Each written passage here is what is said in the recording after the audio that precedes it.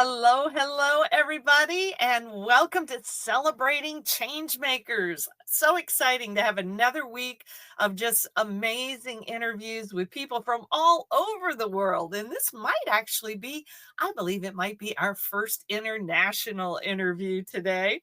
So we're so excited to have Ms. Dee with us today. And Dee, thank you for taking time out from the other side of the world. Tell people where you are and what it is you do. Okay, well, I am Dee Twentyman and I live in the UK, um, about 2 hours from the Scottish border, but still in England. And it's in the northern part of the country, so it's we get the colder weather. Let's put it that way. Mm. And I'm actually a hypno-psychotherapist, so that means that I use therapeutic hypnosis to help people heal with chronic pain conditions, specifically from IBS, irritable bowel syndrome, things like gastroparesis and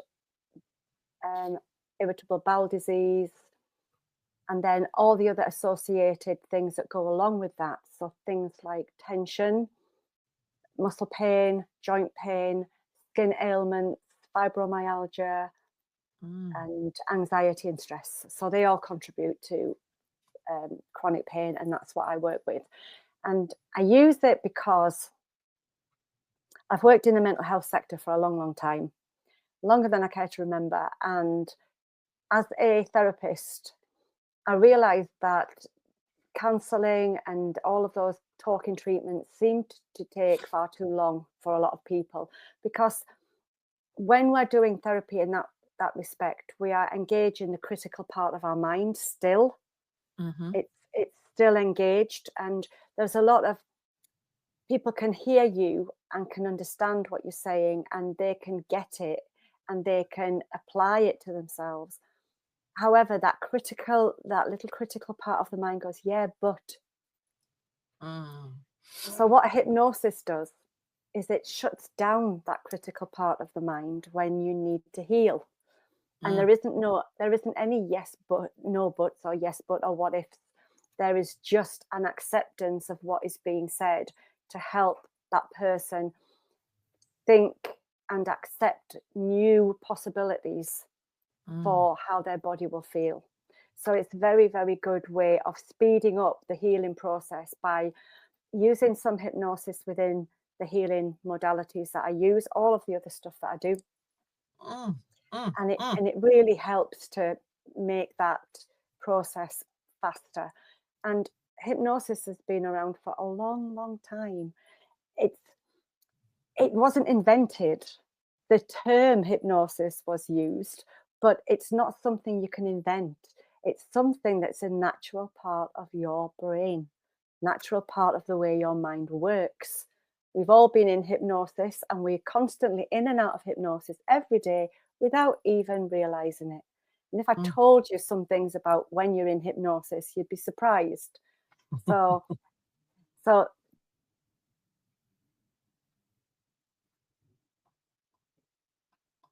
therapy and people, my first starting point has to be dispelling the myth around it, because there are a lot of myths around it, especially in faith and religious circles.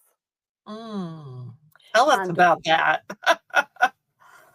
yeah, you want me to tell you about that? I can tell you about that.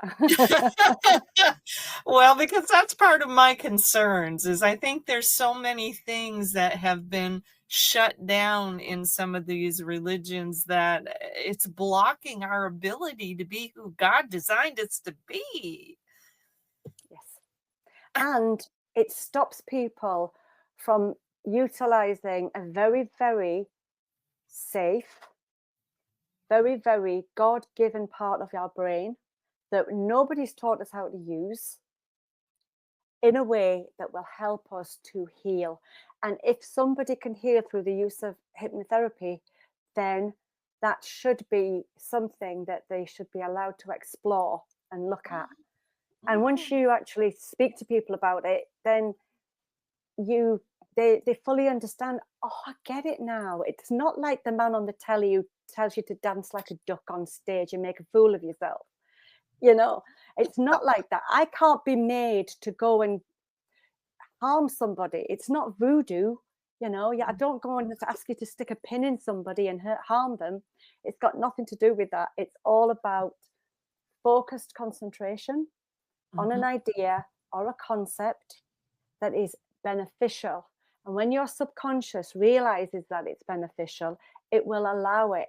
If your subconscious realizes it's not beneficial and it ain't what you came for, then you will instantly open your eyes and you'll be fine. You'll just not allow anything to happen. So you're in Wow. total control at that point. You're in more control during that state than you are in other states of mind that you're in, where your brain waves are moving faster or slower. So you're in Mm, much more control, believe it or not, because your subconscious's job is to keep you safe. absolutely. And that's the part of the brain we're working on. I love that. And, it's there's so much running through my mind right now because there's just so many things that people don't understand. And it's like our subconscious is being programmed all the time by everything it comes in contact with anyway. For So sure. why should it be a bad thing to try to? I almost think of it as like altering the program so that you can get better results in your life. Is that kind of sort of the way it is? Spot on. Spot on. Yeah, that's what it is. It's kind of like all it is a slowed down brainwave. So when you go into sleep, for instance, your brainwaves slow down and they go into alpha state, Mhm. right? So you've got alpha, theta, beta, delta. All of these are brainwaves. So when you're studying, then you are in alpha. You're very like focused and you know when you're dreaming and sleeping and you go into a state of what's called somnambulism, which is almost like close to death. You sometimes you can't hear, see, Mm, feel anything. You know, mm. you can't even feel your partner getting out of bed for the bathroom or for a drink or something like that. And so you're in a much more vulnerable state of brainwave state at that point than you are sat in front of me in a comfy chair with your eyes closed, hearing what I'm saying and allowing those wonderful beneficial words and thoughts and imagery to actually help your body to heal. So you're in a much better position there. And the fact is as well that when you come to somebody and see somebody like me, you're actually giving yourself permission to heal and you're Mhm. giving me permission to enable that to help you to do that. I don't do the healing, you do. Yes. Yes, you're just a facilitator in it all. Yeah, I that's love it. I love it. Well, I'm really curious. So was there something in your past that kind of led you to this? I can feel the passion around what you're doing, but what led you here? What caused you to get into this kind of work? well, I've had some health issues since I was a child, and Mm, it all stemmed from my thought processes. It all mm, stemmed from my upbringing, the socialization I was given, and the fact that our brains, when we're very little, do not have the critical faculty in them. So I mentioned the mhm, critical faculty earlier, the what mhm. ifs, the this, the that, where you can actually critique what's going on in your life. So when mummy doesn't give you a hug, our brain doesn't go, it's because mummy's busy. It's Right. because she's got other things on, or she's not very well today, or she's got other things on, or she's going to all of those things when our critical faculty is engaged when we get older. And that doesn't normally develop in the brain until around 16, 17, 18 in a lot of people. The Mhm. critical faculty starts to be built up from the age of about 13, 14, 15, and it can be long, it can be older in people. So it's not a fixed thing that you hit 14 or 15 and you've got it. It gradually starts to build up, and then it takes off from there. So when we're little, everything that goes in, we're like sponges. We suck it all up. Mm-hmm. And I was doing that, like every other child on the planet does that. Right. Every single one of us has done that. We Mm-hmm. cannot not do that. Mm. And so all of that stuff went in. I then made assumptions. I then formed beliefs. I then formed opinions. Mm. And if those are not rationalized and talked about then and balanced, then they then go on to affect us in our adult life. We take those things into relationships. We take those things into into the relationship, not only with ourselves, but with other people. We take them into relationships with our finances, with our friendships, with our family. And all of that was going on. And what happened with me was it then affected my physicality. So I ended up becoming poorly with IBS. It affected my gut. And then as I got older, that meant I couldn't go to the toilet properly. I remember my mum giving me something called syrup of figs, which was a mild laxative for children, to help me to go to the toilet when I was about 5 or 6. So stuff was going on in my home life right early on in my life. Then I got to school and I was being bullied. Then I eventually had to go to the doctors. My mum took me when I was about 7 or 8, and he said I had a nervous tummy.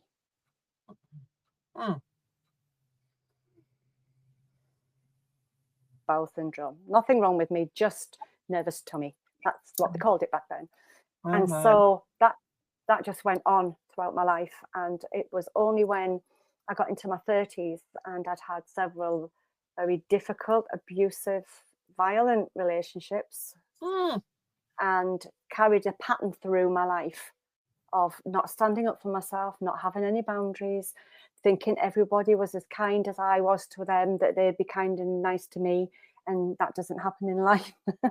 Very naively thinking that if I'm nice and kind to people, they'll be nice and kind to me. Nope, doesn't work like that.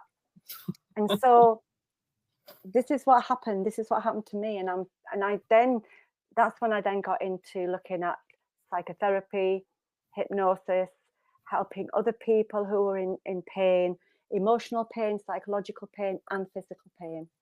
And that's where it's all come from. That's that interest, if you like, the interest in how our minds work, how we form opinions, how we form beliefs, what level of control do we think we have, how's our self-esteem doing, how's our self of personal responsibility doing as well. You know, where are we contributing to the problems that flow into our lives? What are we actually creating? So all of that became very interesting to me. And with my health issues, I began to investigate more, and I found out it wasn't the food, it was all the stuff that was going on in here, not sharing my voice, not living from my heart. Wow. And so what I mean, can you kind of put your finger on the single biggest change that happened in your life as you became aware of all this new knowledge? I became much more vocal in helping people not to judge themselves and judge other people, because we never know the story that another person has had. And so we're not aware of another person's lived experience. And so there wasn't really one thing. There was a number of things that went on, not in my own personal life, but also in watching my family dynamics and that. And then I could see that, all right, yes, if I'd heard it in that way and I thought like she did, then I would probably be thinking the same thing, you know. And then there was so many other incidents in my life, you know, the abusive relationships. And then I went into therapy myself. I stopped the pattern. I was basically in the worst relationship I was ever in.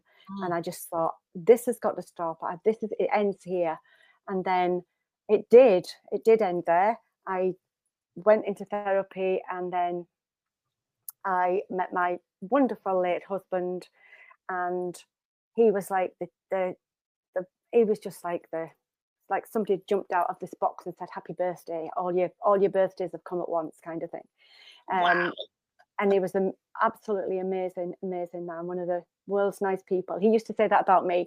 Dee is one of the world's nice people, and there's not many left. And I would say the same about him.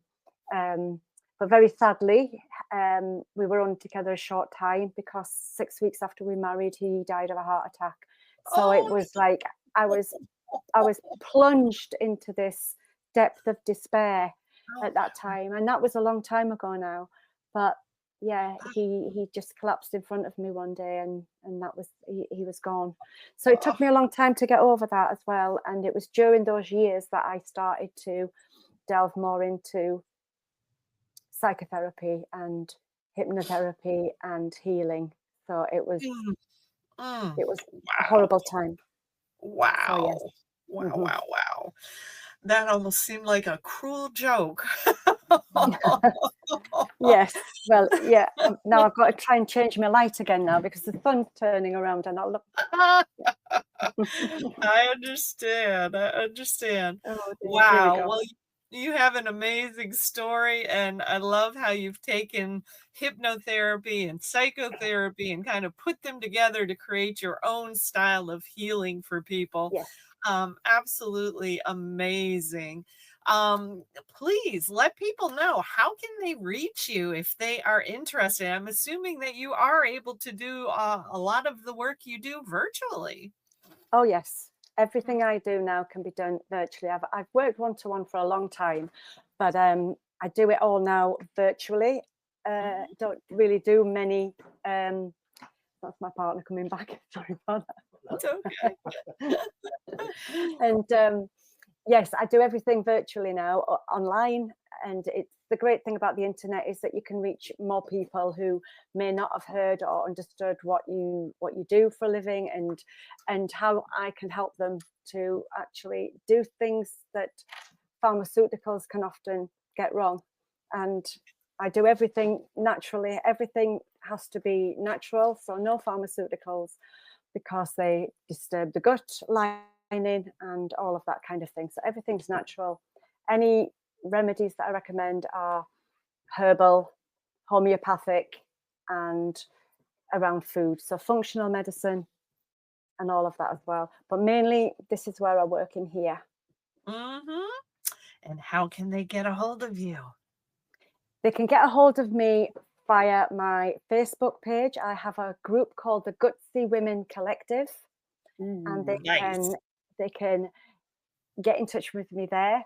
And men can also join, because men do actually support women who have these chronic pain conditions. So if men join, then they can actually help their ladies or their staff members or their sister, mum, brother, whatever they are, children.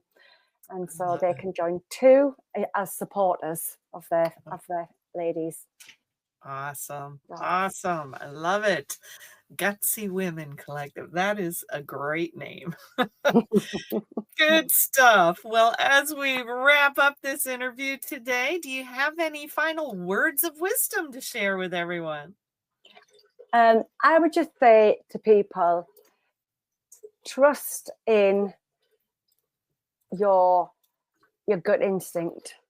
If something feels off, then listen to that space. And the one thing I say to many people is, when we align what we think with what we say, with what we do, everything tends to work. And that's not what usually happens with people. So do your best to think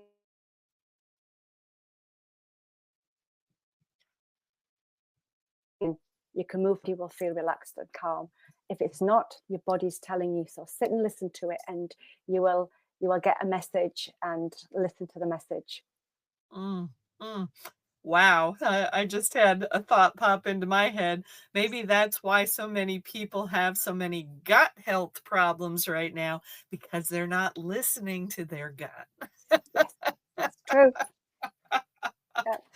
I love it. Well, it has been such a pleasure and an honor to have you with us here today, Dee. Mm. And we welcome everybody to listen to this wonderful lady. She knows what she's talking about, and together we're all becoming change makers for being able to make a global impact. So we will see you next time in our next interview. And thank you again so much for being here, Dee. Thank you for having me. Thank you very much. It's been a joy and a pleasure. Thank you. All right.